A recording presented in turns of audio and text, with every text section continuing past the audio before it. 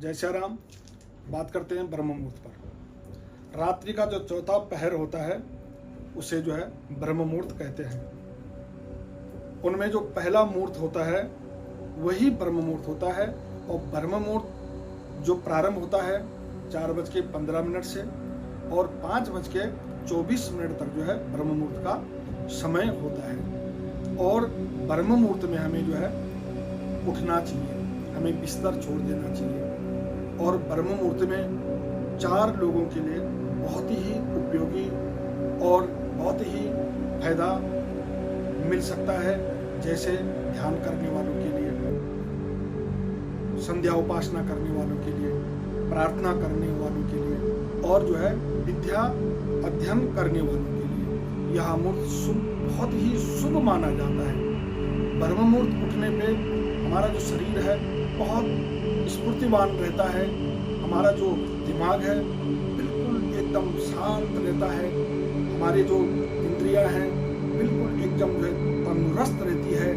लेकिन ब्रह्म मुहूर्त में उठने के लिए हमें क्या करना चाहिए? सबसे पहले हमें यह ध्यान देना चाहिए कि हमें रात्रि जो हमारा जो विश्राम होता है वह विश्राम हमारा कम से कम 11 बजे तक लास्ट होना चाहिए। 11 बजे के बाद हमें जो है सोना, जब हम सोए तो हम कभी भी ब्रह्म मुहूर्त में जो है नहीं उठ सकते हैं। जब आप जो है अच्छा नींद में आप होंगे तभी आप जो है अच्छे जो है अपनी उपासना, संध्या, विद्याध्ययन, प्रार्थना कर सकते हैं। आप जो है शाम को जो है पहले आप जो है भोजन बहुत हल्का लें, पेय पदार्थ लें तो ले, क्योंकि आयुर्वेदिक में ब्रह्म मुहूर्त को जो है अमृत तुल्य भी कहा गया है कि यहाँ जो है अमृत पाने के समान जो है इसको जो है कहा जाता है। इसीलिए कई लोगों को आपने देखा होगा कि सुबह सुबह जो है भ्रमण करते हैं, लेकिन ब्रह्म मुहूर्त में जो है भ्रमण नहीं करना चाहिए, बल्कि ब्रह्म मुहूर्त में उठ करके चुपचाप भगवान की प्रार्थना करनी चाहिए। इसमें ज़्यादा तेजी से भी नहीं बोलना चाहिए, इसमें घंटी इत्यादि भी ज़्यादा तेजी से नहीं बजानी चाहिए। तो ब्रह्म मुहूर्त का जो समय मैंने आपको बताया है वह समय प्रार्थना के लिए आप भगवान से प्रार्थना कर सकते हैं, क्योंकि ब्रह्म में ईश्वर और मुहूर्त में समय, वह जो समय है वह ईश्वर का समय है। और 24 घंटों में दिन और रात में जो है 30 मुहूर्त आते हैं और 30वां जो मुहूर्त होता है वह जो है ब्रह्म मुहूर्त कहलाता है।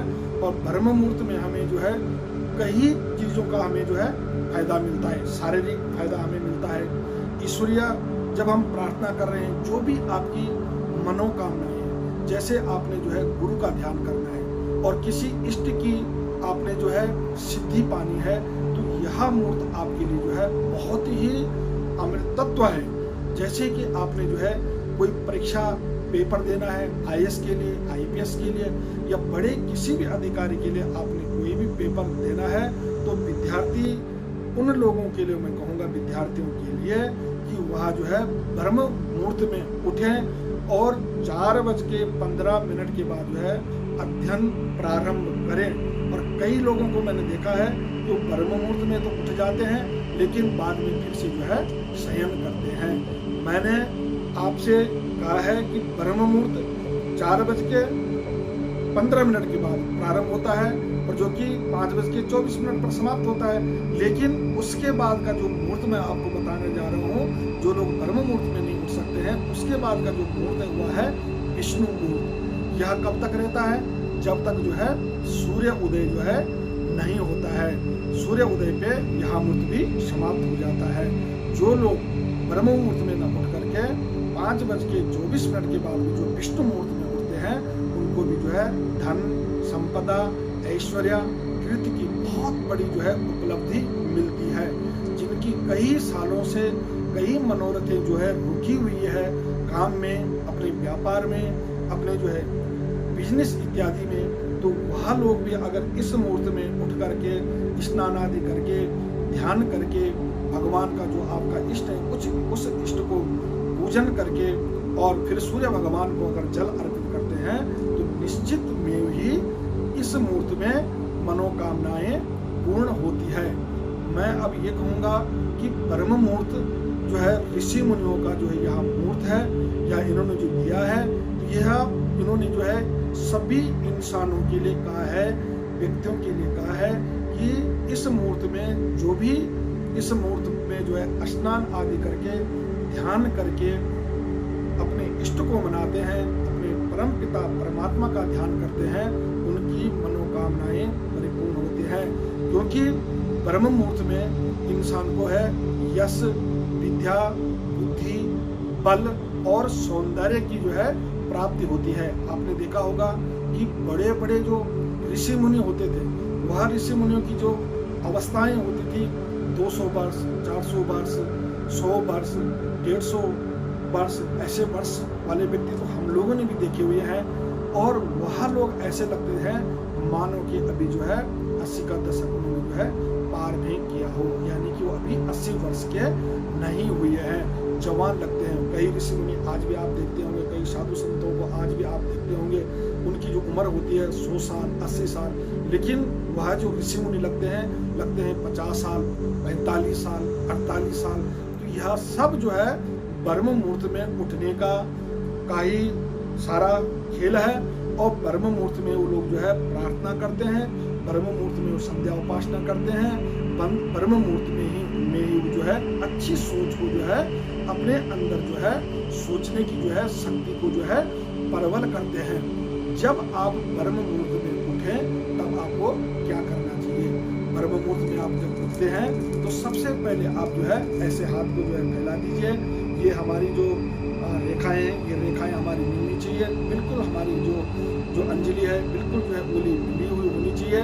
और हम प्रार्थना करें, कराग्रे बसते लक्ष्मी, कर मध्य सरस्वती, कर मूले तो गोविंदम, प्रभाते कर दर्शनम। और फिर ऐसे मल करके और भगवान वासुदेव से प्रार्थना करें कि भगवान हमारे भाग्य को जो है उजागर कीजिएगा, माँ लक्ष्मी सदैव हमारे साथ में रहे, माँ सरस्वती का वास सदैव हमारे जो है ब्रह्मांड मंडल में जो है बना रहे। उसको जो है आप अपने जो है मुख मंडल में जो है उसको जो है आप जो है मल सकते हैं, जैसे कि आप जो है तेल इत्यादि को मलते हैं।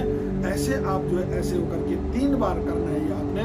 तो निश्चित में आप देखिए कि 1 महीने के अंदर आपकी जो मुखमंडल की जो आपकी कीर्ति होगी, बहुत सौंदर्य होगी, आपकी जो सोचने की शक्ति होगी, विद्या बुद्धि अर्जित करने की जो शक्ति होगी वो आपकी बहुत ज़्यादा प्रखर होगी। कोई आपने इंटरव्यू दिया हो उस बीच में तो निश्चित में आप देख लीजिएगा कि उस इंटरव्यू में आप सफल होंगे, क्योंकि आपकी बुद्धि जो है बिल्कुल एकाग्र हो गई है। तो इसलिए आप सभी लोगों से मैं भी निवेदन करता हूं कि ब्रह्म मुहूर्त में जागने की विशेष कोशिश करें। और इसी के साथ ये ब्रह्म मुहूर्त की जो आपको मैंने बताया इसको आप फॉलो कीजिएगा तो निश्चित में भी आपके जो है सभी धन धान्य के द्वार खुलते हैं, विद्या बुद्धि के द्वार खुलते हैं, ऐश्वर्य और कीर्ति के आपके जो है द्वार खुलते हैं। अब हमें ब्रह्म मुहूर्त में हमें क्या नहीं करना चाहिए इसको भी थोड़ा सा आप समझ जाइएगा। ब्रह्म मुहूर्त में हमें जो है गपशप नहीं मारनी चाहिए, ब्रह्म मुहूर्त में हमें जो है खाना नहीं खाना चाहिए, आप बीमार हो जाएंगे। ब्रह्म मुहूर्त में हमें जो है झगड़ा नहीं करना चाहिए, ब्रह्म मुहूर्त में हमें जो है सोना नहीं चाहिए, ब्रह्म मुहूर्त में हमें जो है कोई भी जो है मैथुनादि कार्य बिल्कुल नहीं करना चाहिए। बाल कटिंग, नाखून की कटिंग कभी भी हमें जो है ये सब उनसे आपको जो है सावधानियां आप लोगों को बरतनी होगी। अगर आप यह सब लोग यह करते हैं तो निश्चित में हुई आपको जो है हर क्षेत्र में जिस क्षेत्र में आप जाना चाह रहे हैं उस क्षेत्र में आपको जो है सफलता मिलती है। जय श्री राम।